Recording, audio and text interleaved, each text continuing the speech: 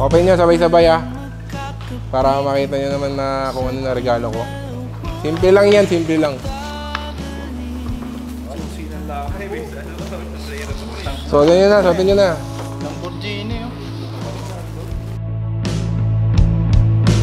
Baby, dyan ka lang, huwag kang magtataka. Pressure! Arte-arte. Kat.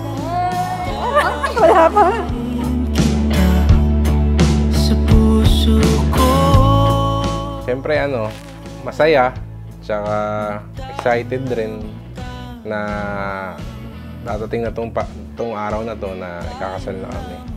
So, sobrang excited, na kinakabahan, tsaka talagang hindi ko ma-explain Kumbaga, ito na kasi ito na yung araw, panahon na pinakahintay namin. Till death do us part na. So, masayang-masaya ako para sa aming dalawa.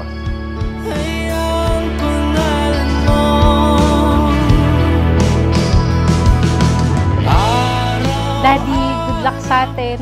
Ito na yung 6 months na preparation natin. Good luck. Sana enjoy lang natin yung wedding natin later. Yun lang, I love you. Ang pangalan mo. Mahal, ito na. Ito na yun. Ito na yung dati usapan lang, dati sana all lang.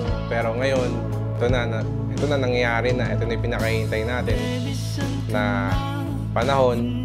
Magkasama na tayo. Wala na si Siento. So, mahal na mahal kita at mahal na mahal ko rin yung anak natin. I love you so much, mahal. I love you. Dadalhin kita sa puso ko. Araw-araw, gabi-gabi ka sa pangarap.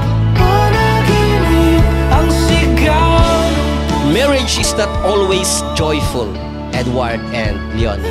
Sometimes may pag-aaway, sometimes may mga pagsubok sa buhay. Pero sa kabila ng lahat ng yan ang magpapatatag sa inyong pagsasama. Pangarap, panaginip ang sigaw ng puso ko. Ay ang pangalan mo. Daddy ko, mahal ko, naalala mo, 11 years ago, sobrang gulo ng buhay ko. As in, literal na life in shambles. Everything was chaotic. I was lost, tired, and unsure of where I was headed. But then you came, like a superhero, like a Prince Charming in a fairy tale.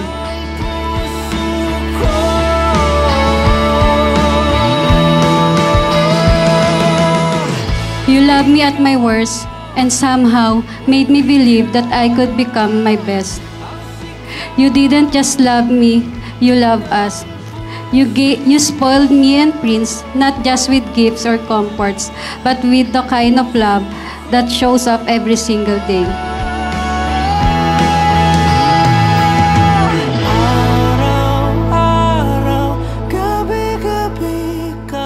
I promise to remember this day. With love, Roses, I will love you always.